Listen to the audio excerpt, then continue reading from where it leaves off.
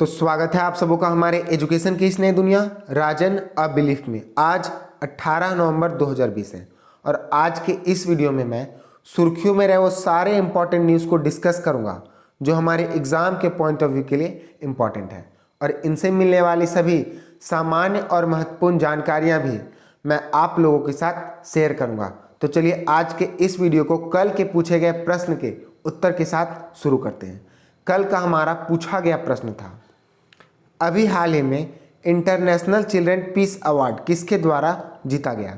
तो मैंने कल के वीडियो में आप लोगों को बताया था कि अभी हाल ही में सदात रहमान के द्वारा इंटरनेशनल चिल्ड्रन पीस अवार्ड को जीता गया है, क्योंकि इन्होंने साइबर बुलिंग को रोकने के लिए साइबर टीन्स नामक एप्लीकेशन को क्रिएट किया था, और अभी इन्हें इस पुरस्कार को मलाला यूसुफजई के द्वारा नीदरलैंड में सम्मानित किया जाएगा। तो इस क्वेश्चन का जवाब सदात रहमान होगा। आज का हमारा पहला क्वेश्चन, अभी हाल ही में राष्ट्रीय प्राकृतिक चिकित्सा दिवस कब मनाया गया है। तो अभी हाल ही में 18 नवंबर को राष्ट्रीय प्राकृतिक चिकित्सा दिवस मनाया गया है, और इस दिवस को मनाने का मुख्य उद्देश्य प्राकृतिक चिकित्सा पद्धति को बढ़ावा देना है। इस दिवस को मनाने की घोषणा आयुष्मान मंत्रालय और इंटरनेशनल नेचुरोपैथी ऑर्गेनाइजेशन के द्वारा किया गया था, और इस दिवस को सबसे पहली बार वर्ष 2018 में मनाया गया था, यानी कि इस वर्ष 2020 में तीसरी राष्ट्रीय प्राकृतिक चिकित्सा दिवस मनाया गया। अच्छा, इस दिवस को 18 नवंबर को ही क्यों मनाया जाता है? क्योंकि हम लोग जानते हैं हमारे राष्ट्रपिता महात्मा गांधी को प्राकृतिक चिकित्सा पद्धति में बहुत विश्वास था, इसीलिए उन्होंने 18 नवंबर 1945 को all India nature cure foundation trust की स्थापना की थी, और उसी ट्रस्ट के स्थापना दिवस के दिन ही हमारे देश भारत की सरकार के द्वारा राष्ट्रीय प्राकृतिक चिकित्सक दिवस मनाने की घोषणा की गई। तो क्वेश्चन नंबर 1 ऑप्शन सी सही है। अच्छा, कल था 17 नवंबर, और कल के वीडियो में मैंने बताया था कि 17 नवंबर को राष्ट्रीय मिर्गी दिवस मनाया गया। तो मैं आपको इस वीडियो में नवंबर माह में मनाए गए सभी रोग से संबंधित इंपॉर्टेंट डेज को बताऊंगा। सबसे पहले 7 नवंबर को राष्ट्रीय कैंसर जागरूकता दिवस मनाया गया। फिर 12 नवंबर को विश्व निमोनिया दिवस मनाया गया।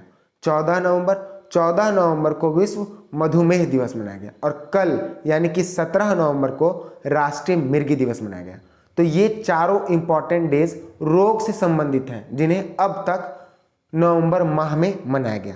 नेक्स्ट क्वेश्चन, अभी हाल ही में एशिया में पहली सौर ऊर्जा संचालित कपड़ा मिल की शुरुआत करने की घोषणा किस राज्य में की गई है। तो अभी हाल ही में एशिया के पहले सौर ऊर्जा संचालित कपड़ा मिल की शुरुआत करने की घोषणा महाराष्ट्र में की गई है, और इस मिल का घोषणा का उद्घाटन परमनी जिला में किया गया है, जिसका क्षेत्रफल 30 एकड़ है। अब मैं आपको इसके बारे में पूरी कहानी बताता हूँ। कहानी यह है कि जय भवानी महिला सहकारी कपड़ा मिल नाम का एक मिल महाराष्ट्र के परभनी जिला में स्थित है, और इस मिल में सूत कातने, बुनाई और कताई का काम होता है, और इसके अध्यक्ष के द्वारा अभी घोषणा किया गया है कि इस मिल को अब सौर ऊर्जा से संचालित कपड़ा मिल में तब्दील किया जाएगा, जिसके बाद यह मिल एशिया का पहला सौर ऊर्जा संचालित कपड़ा मिल बन जाएगा। तो क्वेश्चन नंबर 2 का ऑप्शन सी सही है। अब बात महाराष्ट्र की है, तो मैं आपको महाराष्ट्र के बारे में बताता हूँ। देखिए मैप में महाराष्ट्र की राजधानी मुंबई, महाराष्ट्र के मुख्यमंत्री उद्धव ठाकरे, महाराष्ट्र के गवर्नर भगत सिंह कोश्यारी, महाराष्ट्र के विधानसभा में 288 सीटें हैं, महाराष्ट्र के लोकसभा में 48 सीटें हैं, और महाराष्ट्र के राज्यसभा में 19 सीटें हैं।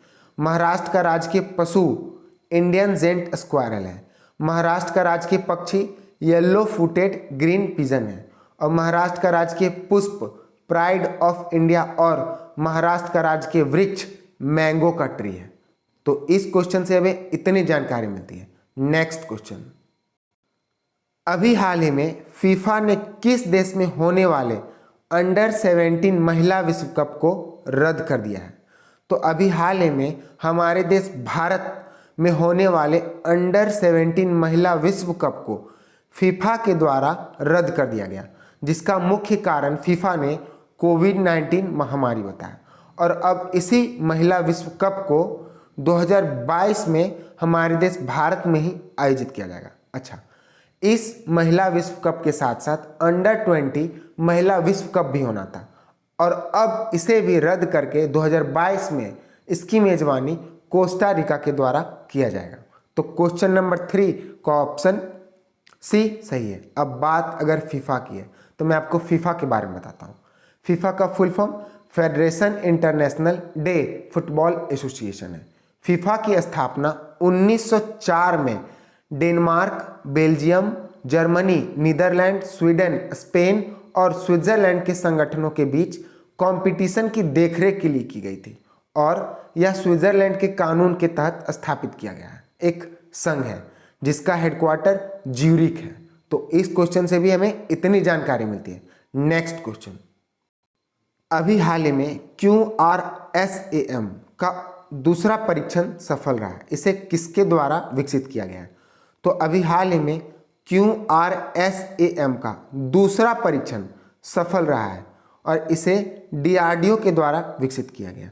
अगर आपको याद होगा और हमारी वीडियो को आप रोज देख रहे होंगे तो मैंने पिछले वीडियो में बताया था कि अभी QRSAM का पहला परीक्षण चांदीपुर में किया गया था और वह सफल रहा था, और उसे 13 नवंबर को परीक्षित किया गया था, और अब इसे 17 नवंबर को दूसरा परीक्षण किया गया।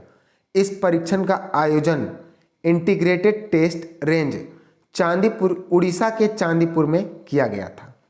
यह पूरी तरह से स्वचालित कमांड और कंट्रोल सिस्टम है, जिसे 2021 तक भारतीय सेना में शामिल किया जाएगा। लेकिन अभी हम लोग जानते हैं कि चीन के साथ भारत का विवाद बढ़ रहा था, तभी इसी वजह से जून 2020 में ही इसे कुछ समय के लिए भारत के सेना में शामिल किया गया था। तो क्वेश्चन नंबर 4 का ऑप्शन सी सही है। अब बात DRDO की है। तो मैं आपको पिछले कई वीडियो में DRDO के बारे में बता चुका हूँ। अब फिर से मैं आपको DRDO के बारे में बताता हूँ। ये रहा DRDO का लोगो। DRDO का full form defence research and development organisation है। यह भारत की रक्षा से जुड़े अनुसंधान यानी कि रिसर्च कार्यों के लिए देश की अग्रणी संस्था है, जो कि रक्षा मंत्रालय के अंतर्गत कार्य करती है। इसकी स्थापना 1958 में किया गया था।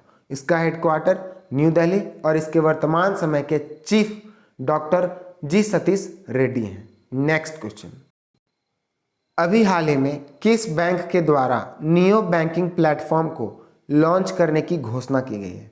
तो अभी हाल ही में SBM बैंक के द्वारा नियो बैंकिंग प्लेटफॉर्म को लॉन्च करने की घोषणा की गई है, और इस बैंक में इसे लॉन्च करने के लिए फिनटेक पे नियर बाई के साथ समझौता किया है। तो क्वेश्चन नंबर 5 का ऑप्शन सी सही है। अच्छा, ये नियो बैंकिंग प्लेटफॉर्म है क्या? तो neo banking platform online operative होगा, जिसका कोई शाखा और नेटवर्क नहीं होगा। इसे मुख्यतः online bank, internet only bank, virtual bank या फिर डिजिटल बैंक के रूप में जाना जाएगा। अब बात अगर SBIM बैंक की है तो इसका full form state bank of Mauritius है, जिसका हेडक्वार्टर हमारे देश में ना होकर मॉरिशियस के पोर्ट लुइस में है। देखिए, यही SBM बैंक का लोगो है। नेक्स्ट क्वेश्चन, अभी हाल ही में रिजर्व बैंक इनोवेशन हब के पहले अध्यक्ष के रूप में किसे नियुक्त किया गया है?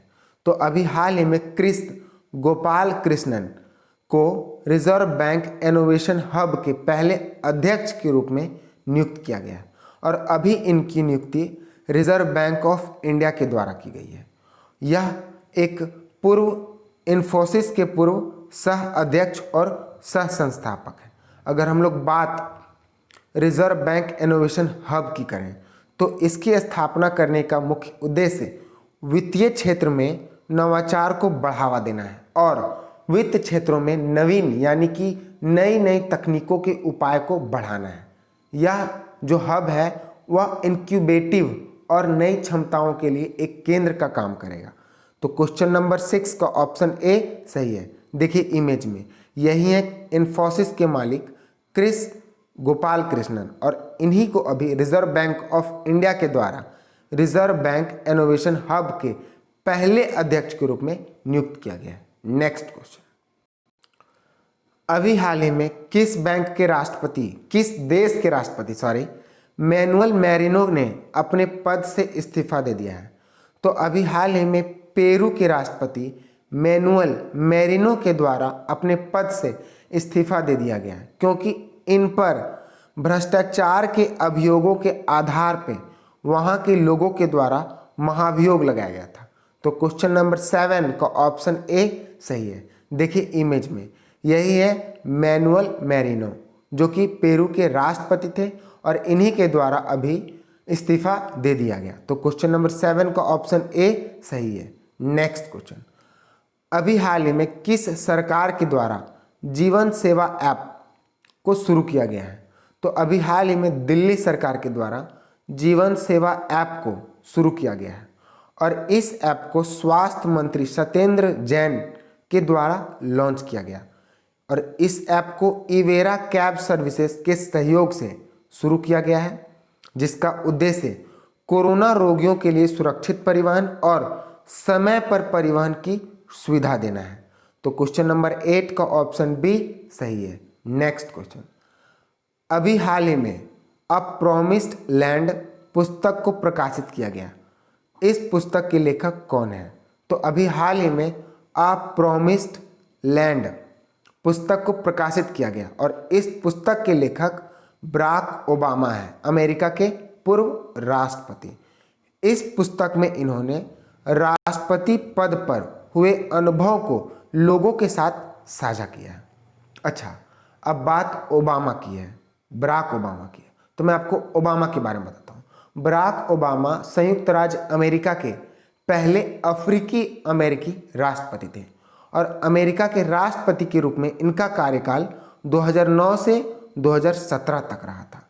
तो क्वेश्चन नंबर 9 का ऑप्शन सी सही है। देखिए इमेज में, यही है बराक ओबामा, और इन्हीं के द्वारा अ प्रॉमिस्ड लैंड पुस्तक को प्रकाशित किया गया है।